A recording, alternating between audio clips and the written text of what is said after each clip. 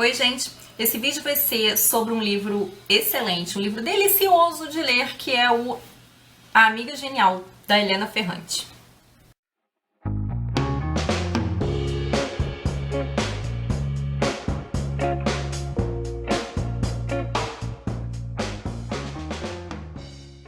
Bom, esse livro faz parte de uma série napolitana que já está em andamento, já tem 4 livros e esse é o primeiro volume. Ele foi lançado na Itália em 2011, saiu agora um lançamento aqui no Brasil pelo selo Biblioteca Azul. E ele é escrito pela misteriosa Helena Ferrante, que é uma romancista italiana que não mostra seu rosto, só dá entrevistas por escrito, ninguém sabe direito quem ela é, o que causa um certo fuzuê em torno dela e das suas obras, mas ela já tem romances publicados em alguns países além da Itália, como nos Estados Unidos, e lá inclusive ela vende a beça e eu já estou muito ansiosa pelos outros. Bom, o romance se passa em Nápoles, no subúrbio de Nápoles, depois da Segunda Guerra, então um período assim de pós-guerra, e ele é narrado em primeira pessoa. As personagens principais são a Helena, que é a narradora, e a Lila, que é a sua melhor amiga.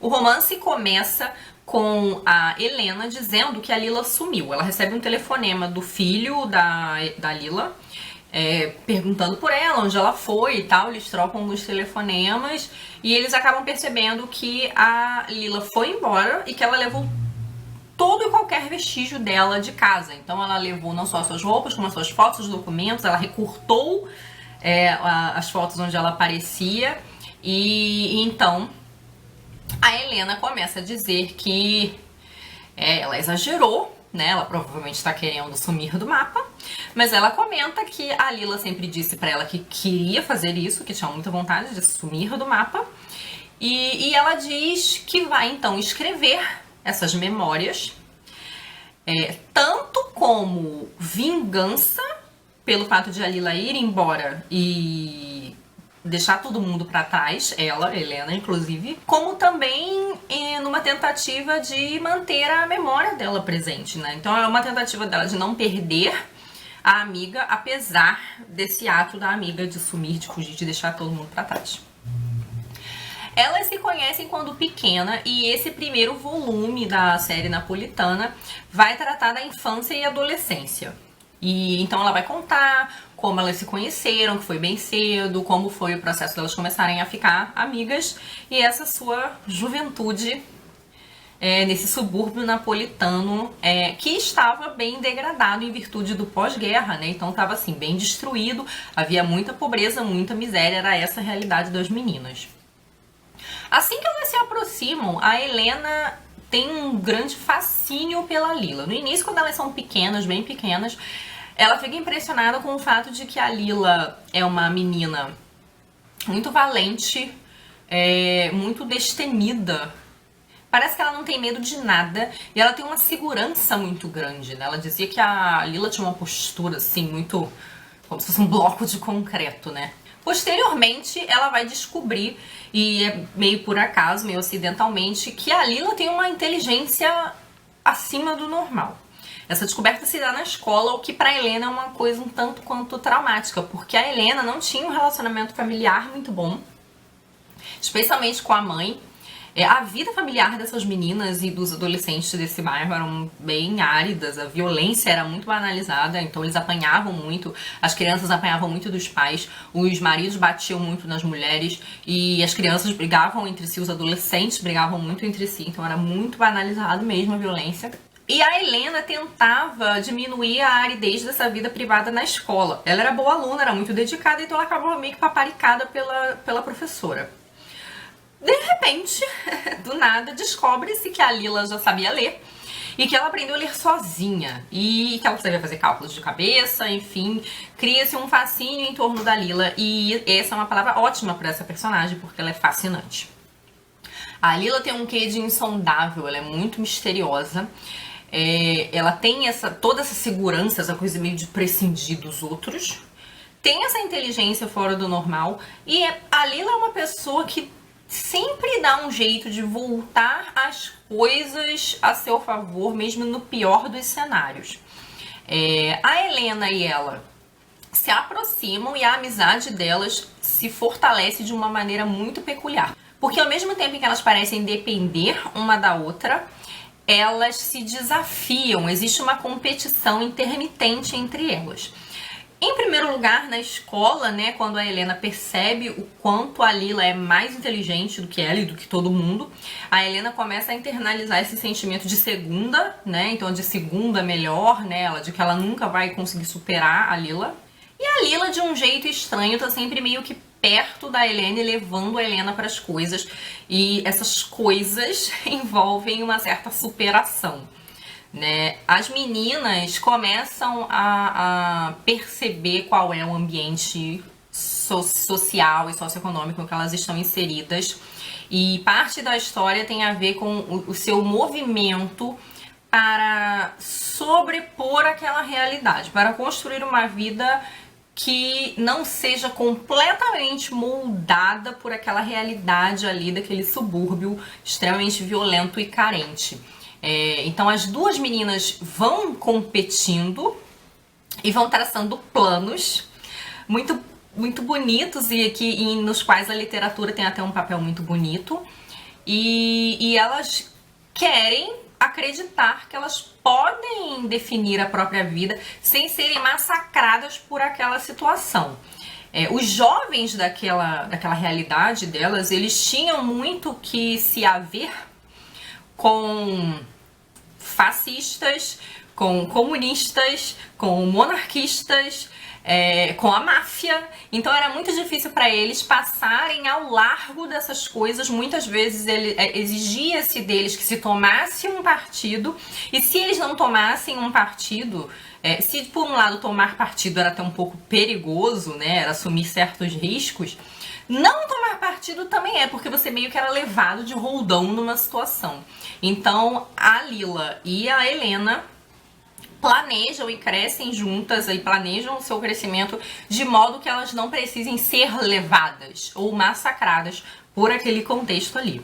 As meninas se destacam na escola e num determinado momento a professora vai sugerir aos pais delas que elas têm que continuar estudando, porque em virtude da pobreza daquele bairro, a maioria das crianças não continua estudando. Os meninos vão trabalhar, vão ajudar os pais, as meninas, se não ajudam em casa, vão trabalhar também num negóciozinho de família, né? A Lila era filha do sapateiro do bairro e a Helena era filha de um contínuo da prefeitura. Então, o normal na cabeça desses pais é que eles vão estudar só durante um tempo, vão aprender ali a fazer umas continhas e ler, mas depois eles vão pegar no batente. Mas essa professora delas diz que não, que seria um extremo desperdício, que elas têm a oportunidade de sair, né, de superar aquele condicionamento daquela realidade. Mas os pais da Lila não deixam. Não é nem por uma questão de desejo, né, de deixar ou não. Mas eles não têm condição financeira. E então a Lila, que é brilhante, vê a sua amiga tendo a oportunidade de continuar a estudar. E aí, apesar da proximidade delas, a vida de cada uma então vai tomar rumos diferentes. Elas vão continuar próximas, mas com rumos diferentes. E é interessante porque ambas vão se confrontar com essa realidade ali em torno delas, essas questões políticas, essas escolhas, e ambas vão, em virtude do que acontece com a outra, elas se propõem a melhorar, a se superar, né? Mesmo elas já estando seguindo caminhos tão diferentes. E é interessante que cada uma no seu caminho específico tem noção do que acontece com a outra, do que teria acontecido se ela tivesse ficado naquele outro caminho, né? Então elas têm uma perspectiva de si e a perspectiva da outra, e que é uma relação muito complexa, porque ao mesmo tempo em que elas competem entre si, elas também torcem uma pela outra, né? Elas também não querem ver a outra mal ou se metendo numa furada. Esse livro é muito interessante. A questão política nesse livro é muito presente, e ele me lembrou em diversos momentos os filmes do neorrealismo italiano, que é uma escola, vamos dizer assim, né, do cinema, né, um movimento do cinema, de que eu gosto muito, e eu pensava muito no livro como um Rocco e seus irmãos, mas voltado para as meninas, né? A condição da mulher é muito explorada nesse livro. Não só, todos eles, né, todos esses jovens, todas as pessoas desse bairro sofrem inúmeras violências, mas esse livro ele vai acabar se voltando um pouco mais para as violências que as mulheres sofrem e para o que é esperado nas mulheres naquele contexto, de que maneiras as mulheres podem sair daquele contexto, e mostra o julgamento que as mulheres sofrem, não somente dos homens, mas da sociedade e das próprias mulheres, né?